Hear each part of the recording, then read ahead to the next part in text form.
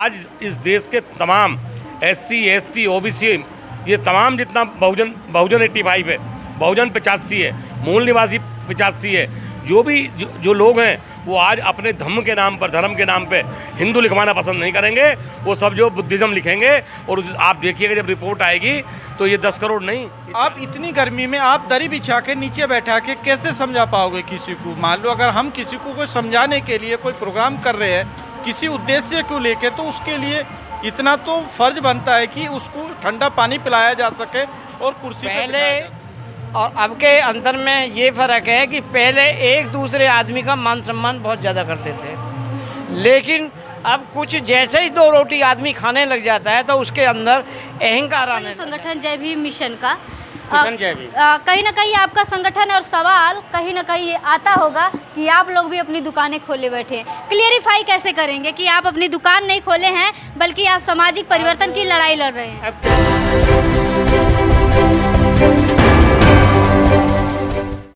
जी हाँ, मैं समता की सपोर्टर हूँ, मैं रोशनी रिपोर्टर हूँ। नमस्कार, मैं हूँ आपके साथ रोशनी और आप देखना शुरू कर चुके हैं रोशनी की रिपोर्टिंग गांव से शहर तक।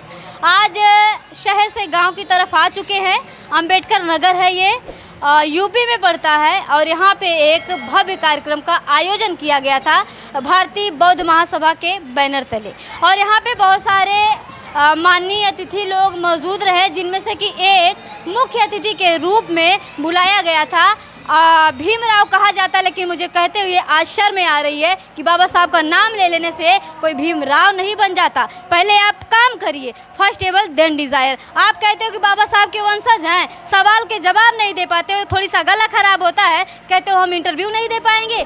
जब आप वहाँ से महाराष्ट्र की धरती से यहाँ पे आते हो तो आपको ये दिमाग में चीज़ें बैठा लेनी चाहिए। वहाँ पे पत्रकार मिल सकते हैं और उस सवालों के जवाब उनको देना पड़ेगा। वो कौन से सवाल करेंगे कोई पता नहीं, इसलिए प्री प्लानिंग प्रिपरेशन के साथ आना चाहिए। मुझे दुख है इस बात का कि मंच से वो मेरे आधे सवाल का जवाब दिए और छोड़ के चले गए।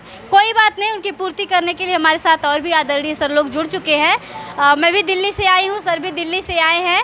हमारे साथ आप जो देख सकते हैं ये जो लोग हैं रात भर जग के ट्रेवलिंग करके मंच पे तपती दोपहरी में मंच पे लगातार बैठे थे, और ये नहीं कहें कि हम सवाल का जवाब नहीं देंगे, ये भी मना कर सकते थे।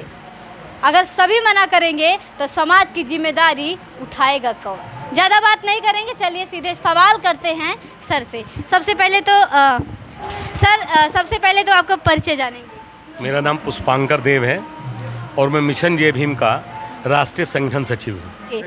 जैसा कि माननीय राजेंद्र पाल गौतम जी भी लगातार वो सभी कार्यक्रमों में जाते हैं और एक बहुत बड़े मिशन के साथ चल रहे हैं, भारत को बौद्धमय बनाने की बात करते हैं। उनको मैं अक्सर देखती रहती हूँ और भंते राहुल जी के कार्यक्रमों में भी बढ़ चढ़ के हिस्सा लेते हैं। चलिए सर, बात आती है कि जब हम संगठित होंगे तभी कहीं ना कहीं जो आपका टारगेट है, माननीय राजेंद्र पाल गौतम जी का टारगेट है 10 करोड़ लोगों को बौद्ध दीक्षा ग्रहण करवाने की 2025 में, वो समय दूर नहीं।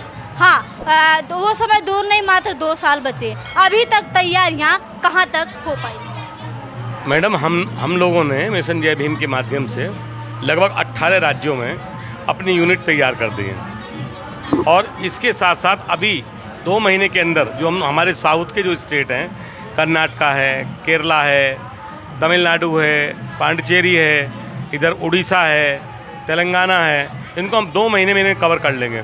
ये 6 स्टेट और तो 18 और 6 24 स्टेट में हमारी अपनी यूनिट खड़ी हो गई है, और अगले 6 महीने में जहाँ ये इन सारे राज्यों में ये पूरी तरह से फंक्शनल हो जाएगी, काम करना शुरू कर देगी, और फिर हम लोगों की वो जो यूनिट हमारी जो नीचे ब्लॉक लेवल तक, हम जो वार्ड लेवल तक ला रहे हैं, वो सब काम करना शुरू करेंगे और काम बढ़ेगा, कोई दिक्कत नहीं, क्योंकि ये तो बाबा साहब का अधूरा काम है ना, ये हमारा काम नहीं है। अच्छा, बाबा साहब का अधूरा काम, लेकिन उम्मीद लोग बाबा साहब के वंशज से करते हैं, इसलिए कहीं ना कहीं कार्यक्रमों में लगातार बुलाते हैं। और वो लोग क्या भूमिका निभा पा रहे हैं, क्योंकि आप भी मंच साझा करते हैं और आज भी आपने मंच साझा किया। आपको क्या लगता है कि ये लोग उस उद्देश्य में केवल क्या भारतीय बौद्ध महासभा संगठन के बैनर तले काम करने से हो जाएगा, या फिर जो आपका कारवा ये आपका कारवा नहीं है बल्कि बाबा साहब के अधूरे सपने को पूरा करने की बात है? तो आपको लगता है कि प्रकाश राव अम्बेडकर या यशवंत राव अम्बेडकर या राजरतन अम्बेडकर ये लोग आपके साथ आएंगे?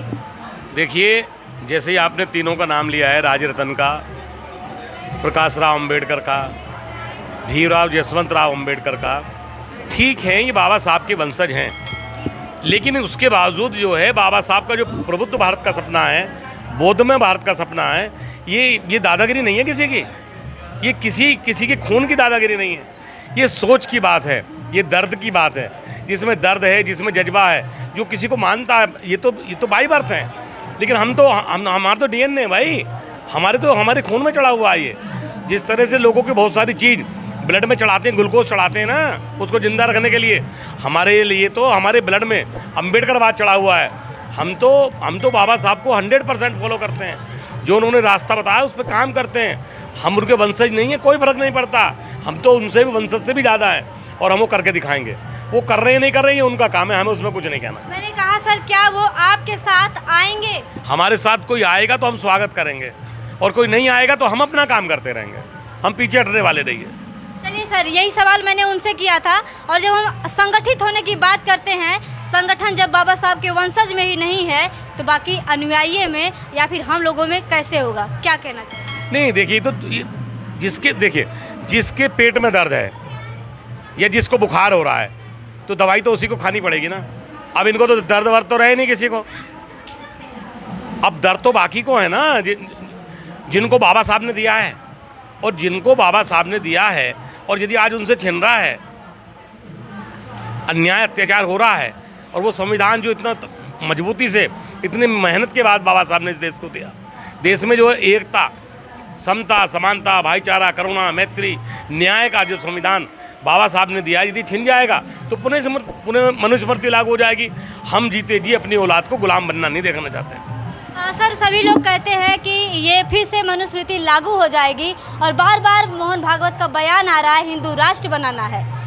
कहते सभी लोग हैं कि ये होना नहीं चाहिए, लेकिन ना हो इसके लिए लोग क्या कर रहे हैं, या फिर आप हमें इसके लिए ही हम लोग कर रहे हैं कि जो हमारा जो पूर्वजों का जो धम्म है, जो बुद्धिज़्म है, वो जो हमने 10 करोड़ लोगों को बौद्ध धर्म की दीक्षा की जो बात की है, वो इसलिए की है कि 10 करोड़ लोग नहीं, 10 करोड़ परिवार होंगे, और जब एक परिवार में 4 से 5 लोग तो होते ही हैं, तो आप 10 करोड़ का मतलब कितना हो गया, 40 से 50 करोड़ लोग हो गए। और आज आप जनगणना करा दीजिए जो मोदी ने बंद कर रखी है कोविड की वजह से, आज इस देश के तमाम SC ST OBC, ये तमाम जितना बहुजन 85 है, बहुजन 85 है, मूल निवासी 85 है, जो लोग हैं वो आज अपने धर्म के नाम पे हिंदू लिखवाना पसंद नहीं करेंगे, वो सब जो बुद्धिज़्म लिखेंगे, और आप देखिएगा जब रिपोर्ट आएगी तो ये 10 करोड़ नहीं, ये 40 करोड़ पहुँचेगा। एक आखिरी मेरा सवाल होगा, लोग बौद्ध लिखने से इसलिए भी डरते हैं अपने कागज़ में क्योंकि वो आरक्षण से वंचित रह जाएंगे, क्या कहना चाहिए? देखिए, जब ये बात सत्य है कि जब VP सिंह इस देश के प्रधानमंत्री थे तो उस वक्त 89 में एक DOPT का ऑर्डर आया था, वो DOPT का ऑर्डर मेरे पास है, मैं आपको भी भेज दूंगा, आप उसको डिस्प्ले कर देना। यदि कोई भी SC ST का बंदा या OBC का बंदा, खासतौर से मैं SC ST की बात कर रहा हूँ, यदि कोई व्यक्ति यदि कोई बौद्ध धर्म की दीक्षा लेता है तो उसके SC ST के मिलने वाले जो लाभ हैं ना, उनमें कोई फ़र्क नहीं पड़ता, वो जिनको तो मिलेंगे। ये मिसकंसेप्शन फैली हुई है समाज में, वो मैं आदेश आपको दे दूंगा DOPT का। चलिए, बहुत बहुत धन्यवाद। मैं एक बार यहाँ पे आपको ये चीज़ें रिपीट करना चाहूँगी कि जैसा सर ने कहा, ये लोग डरते हैं यदि हम बौद्ध लिखते हैं अपने कागज़ में तो हमें जो आरक्षण मिलता है उससे वंचित रह जाएंगे, तो ऐसा नहीं है। और सर ने कहा वो डिस्प्ले भी कर दी जाएगी, यदि आपको यकीन ना हो तो आप लोग भी, जो ये सपना है बौद्धमय भारत बनाने का, ये केवल माननीय कैबिनेट मंत्री जी का नहीं है, ये सर का नहीं है, बाबा साहब का सपना है। तो आप लोग भी अपने स्तर से अपनी जिम्मेदारियां निभाइए, एक मिशनरी, एक सामाजिक कार्यकर्ता होने के नाते। धन्यवाद। एक और लोग मौजूद है, एक और शख्सियत मौजूद है, इनको भी अक्सर हम मंच पे देखते हैं, और गाजियाबाद से हैं सर, और ये भी रात के ट्रेवलिंग करने के बाद दिन भर तपती दोपहरी में यहाँ पे मंच पे बैठे रहे, मंच साझा किए। सर, आपका परिचय जानेंगे पूरा। मेरा नाम डॉक्टर जगजीवन राम गौतम, और मैं गाजियाबाद से आया हूँ। उन्होंने मुझे बुलाया तो मैं 800 किलोमीटर चल के अपनी गाड़ी लेके और लगभग 8,000 रुपये का डीजल फूक के इस प्रोग्राम में आया हूँ। केवल इसलिए आया हूँ क्योंकि मेरा समाज का प्रोग्राम है, मेरा समाज जागरूक होगा। अगर हम लोग ऐसे नहीं जाएंगे तो मनोबल टूट जाएगा। मैं केवल अपने समाज का मनोबल बढ़ाने के लिए पूरी रात मैं रात को 8 बजे गाड़ी में चलाऊं और 11 बजे सुबह आके लगाऊं और उसके बाद दिन भर मंच पे आपके सामने बैठा रहा। सर इतनी दूर से आए हैं, कहीं ना कहीं उद्देश्य रहा होगा। आपने यहाँ से क्या वो उद्देश्य की पूर्ति होते देखा?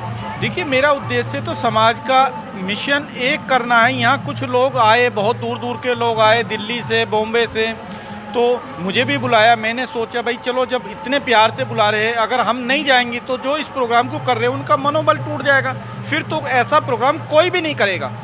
जब कोई जाएगा ही नहीं किसी के बुलाने से तो फिर कौन प्रोग्राम करेगा? तो मेरा मकसद यही है कि हम लोगों को जाना चाहिए और जो भी मिशन का काम कर रहा है उसको सपोर्ट, तन मन और धन से सपोर्ट कर देनी चाहिए। चलिए सर, आ जाते हैं आपकी ऐसे कार्यक्रम में मनोबल टूट जाएगा यदि आप जैसे लोग नहीं जाएंगे, स्वाभाविक है। लेकिन आप लोग की ज़रूरत है। लेकिन इस तरीके के जो मंच होते हैं, बड़े बड़े कार्यक्रम होते हैं, लोगों के, जनता की गाढ़ी कमाई के पैसों से चंदा इकट्ठा करके तब जाके बड़ा मंच लगता है, साउंड लगता है, चटाइयाँ लगती है, कुर्सियाँ लगती है। ये ऐसे इतना पैसा लगा कि इतना चंदा बटोर के ऐसे बड़े बड़े मंच की ज़रूरत कितनी है और क्यों है? देखिए, आज क्या है, अब इतनी गर्मी है, अगर आप चंदा ना इकट्ठे लगोगे, किसी पर्टिकुलर एक आदमी से कह दो कि भाई 1000 कुर्सियाँ बिछा दो और 50-100 बाई 100 का टेंट लगा दो, एक मंच बना दो, तो कैसे संभव है? इसके लिए चंदा इकट्ठा करना तो हम लोगों की मजबूरी है। उसके बाद आप इतनी गर्मी में आप दरी बिछा के नीचे बैठा के कैसे समझा पाओगे किसी को? मान लो अगर हम किसी को कोई समझाने के लिए कोई प्रोग्राम कर रहे हैं किसी उद्देश्य को लेके, तो उसके लिए इतना तो फ़र्ज बनता है कि उसको ठंडा पानी पिलाया जा सके और कुर्सी पे बिठाया जा सके। इसके लिए किसी एक आदमी का रूप ना हो, इसीलिए सब लोगों का सहयोग लेना पड़ता है। चलिए, मैं ये सवाल विस्तार में करूँगी और किसी और से करूँगी जो आयोजक है, क्योंकि ये सवाल छोटा नहीं, ये सवाल बड़ा है कि क्या हमें मंच की ज़रूरत है या फिर लोगों के वक्तव्य के, लोगों के विचारों के, संगठन के, और लोगों को हम अपनी बातें बड़े आसानी से पहुंचा सकें, उसकी ज़रूरत है। बातें, ये सवाल मेरा थोड़ी सा कड़वा होगा क्योंकि लोग बड़े उम्मीद के साथ देते हैं और सभी चाहते हैं कि मेरा बड़ा कार्यक्रम हो। अगर मैं उनसे ये सवाल करूं कि क्यों ज़रूरत है बड़े मंच की, उन्हें बुरा लगेगा। कोई बात नहीं, लेकिन मैं सवाल ज़रूर करूंगी और इसका जवाब लूँगी और आप लोगों तक पहुँचाऊँगी। और आप क्या कहते हैं कि इस तरह के कार्यक्रमों में बड़े बड़े मंच की ज़रूरत समाज को है या नहीं है? हमारे साथ एक और बाबूजी जुड़ चुके हैं। बाबूजी बड़े ज्ञाता हैं, ये जितनी मेरी उम्र नहीं है उतना बाबूजी का अनुभव है, इसलिए बाबूजी से थोड़ी सा अनुभव जानना चाहेंगे। बाबूजी, समाज में जो आप देख रहे हैं, जो सामाजिक क्रांति चल रही है, ये पहले किस तरीके की थी और अब किस तरीके की है? जी, मेरा नाम भीमराज जाटव है। दलित उत्थान सेवा समिति का मैं अध्यक्ष हूँ, नोएडा। जहाँ तक समाज की बात है,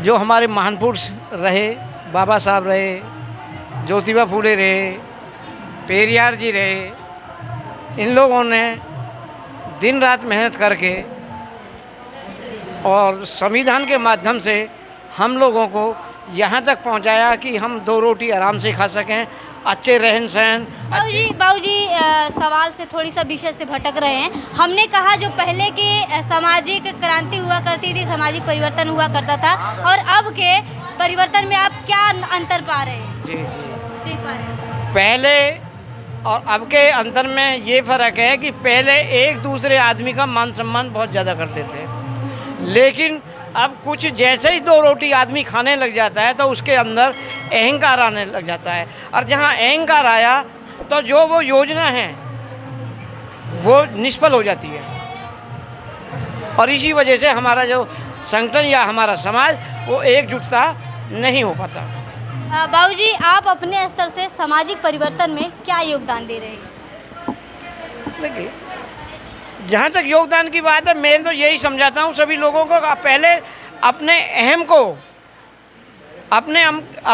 को त्यागो, चाहे वो गरीब है चाहे अमीर है, सभी भाई एक कंधे से कंधा मिला करके करें। ये दिमाग में ना लाएं कि ये अमीर है या ये गरीब है, ये अनपढ़ है या पढ़ा लिखा है। नहीं, समाज की खातिर सब भाई बराबर हैं, तभी समाज में उन्नति हो सकती है। चलिए बात समानता की करें। सभी लोग चाहते हैं कि समानता हो, लेकिन समानता शुरुआत कहाँ से हो ये जल्दी कोई नहीं बताना चाहता है। ये कहाँ से हो, समानता कैसे आएगी लोगों के बीच में, हम शुरुआत कहाँ से करें, इसका जवाब देना बड़ा ज़रूरी। चलिए सर, जैसा कि ये बार बार कई सारे लोग, बुद्धिजीवी लोग कहते हैं कि सभी लोग मिशन के नाम पे अपनी अपनी दुकानें खोले बैठे हैं, आपको क्या लगता है ये बात कितने हद तक सही है? नहीं, जो ये बातें चर्चा होती हैं कि दुकानें खोले बैठे, कुछ हद तक तो उसमें सत्यता है जी। कुछ हद तक सत्यता है। यदि सभी काम मिशनरी का सभी काम अपने स्तर पर करे हर आदमी, तो हमारा मिशन बहुत आगे बढ़ सकता है। लेकिन हमारी कथनी और करनी में ही बहुत फ़र्क है। हम चाहते तो हैं करना, लेकिन करते नहीं हैं। लोगों को जोड़ना चाहते हैं लेकिन जोड़ नहीं पाते। लेकिन क्यों असफल हो जाते हैं? सफल क्या, ईगो, हाँ, इनमें असफल होने की एक दूसरे के प्रति ईगो प्रॉब्लम है। एक दूसरे से अपने आप को बड़ा समझता है। एक दूसरा संगठन दूसरे संगठन से अपने संगठन को बड़ा समझता है। इस वजह से ही जी इस मिशन के इतने संगठन बने हुए हैं। मुझे पता चला कम से कम 1 लाख से भी अधिक संगठन हैं। यदि एक संगठन में 5 आदमी या 10 आदमी की भी एवरेज लेकर देखो, मल्टीप्लाई कर दो, और वो आदमी एक झंडे के नीचे इतने ही आ जाए ना, तो लोगों को पता चल जाए ये संगठन कितना बड़ा है। लेकिन हम लोग नहीं कर पाते, कहते कुछ हैं करते कुछ हैं। जो हमारी जो बाबा साहब की सोच है, उसके नाम से अलग अलग संस्थाएं बना के अपने अपने झंडे बना के मैच से बड़ा, तभी इस देश का जो है ना बेड़ा गर्क हो रहा है। बात करें संगठन की, तो संगठित होने के बजाय लोग संगठन बनाए बैठे हैं और सभी लोग कहते हैं बाबा साहब के मिशन पे काम कर रहे हैं, लेकिन अगर धरातल पे देखा जाए तो 1% भी कहीं परिणाम नहीं मिलता है। और 14 अप्रैल की बात करें तो अप्रैल माह को अंबेडकर माह कहा जाता है। सभी लोग अपने अपने स्तर से 14 अप्रैल बाबा साहब की जयंती मनाने का काम करते हैं, चंदा देते हैं, खूब सारे पैसे इकट्ठे होते हैं। लेकिन परिणाम की बात करें कि उसका कितना % परिणाम आप देख पा रहे हैं, लोगों में कितना परिवर्तन आ पा रहा है? एक्चुअल में क्या है, जितने हमारे संगठन हैं ना और अम्बेडकर जयंती मनाते हैं, वो पैसे इकट्ठे करके उस दिन तो धूमधाम से मना लेंगे, हमारे बाबा साहब, हमारे करुणा के सागर, हमारे सब कुछ। लेकिन 2-4 दिन में सब कुछ भूल जाते हैं। कसम खाते हैं कि हम करेंगे, लेकिन करते नहीं हैं। इस बात की बहुत कमी हमारे समाज में है। हम लोगों को जो राजेंद्र पाल गौतम ने कहा है, तो मिशन जय भीम की टीम भारत के कोने कोने में ग्रुप के साथ जाकर लोगों को समझाने में लगी हुई है, और हम इसमें काफ़ी सफलता पा रहे हैं, और कुछ संगठनों को जोड़ भी पा रहे हैं, और कुछ संगठन हमसे जुड़ भी पा रहे हैं। और हम ये कहते हैं कि हम आपके साथ हैं, हम आपके साथ आने के लिए तैयार हैं, आप भी आगे आओ। सर, जैसे आपका जो संगठन जय भीम मिशन का मिशन जय भीम, कहीं ना कहीं आपका संगठन है, और सवाल कहीं ना कहीं ये आता होगा कि आप लोग भी अपनी दुकानें खोले बैठे हैं। क्लियरिफाई कैसे करेंगे कि आप अपनी दुकान नहीं खोले हैं, बल्कि आप सामाजिक परिवर्तन की लड़ाई लड़ रहे हैं? अब क्लियरिफाई तो हम तभी करेंगे ना जी सर। जब 2025 तक का टाइम आएगा, और हम टाइम टू टाइम कर रहे हैं। और जो हमारा प्रचार प्रसार, जैसे कि हम आज यहाँ बैठे हैं आपके सामने, कल परसों हमारी मीटिंग अलीगढ़ में भी है, अलीगढ़ में बुलाया, और हम दिन पर दिन रोज़ाना कोई ना कोई प्रोग्राम हमारे लगे रहते हैं, और हमारे जो टीम के साथी वहाँ जाते हैं। यदि हमारी टीम के साथी 5% भी समझाने में कामयाब हो जाते हैं, तो हम चाहते हैं कि सोचते हैं कि इसका हमें बहुत बड़ा लाभ मिलेगा। कहीं ना कहीं मेरी वीडियो बहुत सारे संगठन के लोग भी देखते हैं। आप जो संगठन बनाए बैठे हैं, संगठित होने के बजाय उनको क्या संदेश देना चाहेंगे? हम तो उनको यही संगठन देते हैं कि संदेश देते हैं कि हम सब आओ, मिलो, बैठें, हम एक दूसरे को मान सम्मान न दें, ईगो प्रॉब्लम ना रखें। यदि हमको अपना उत्थान करना है और मनुवादी ताकतों से लड़ना है, तो हमको एक साथ होने के अलावा और कोई रास्ता नहीं है। यही हम समझाने की कोशिश करते हैं। चलिए, बहुत बहुत धन्यवाद। तो ये हमारे साथ रहे बुद्धिजीवी लोग, जिससे हमने इनकी राय जानी। हमारे जो सवाल रहे, मैं सवालों से अपने संतुष्ट हूँ यहाँ पे, कि जो मैंने सवाल किया सर ने जवाब दिया। और आप क्या अपनी प्रतिक्रिया देना चाहेंगे कमेंट बॉक्स में ज़रूर बताएं। धन्यवाद।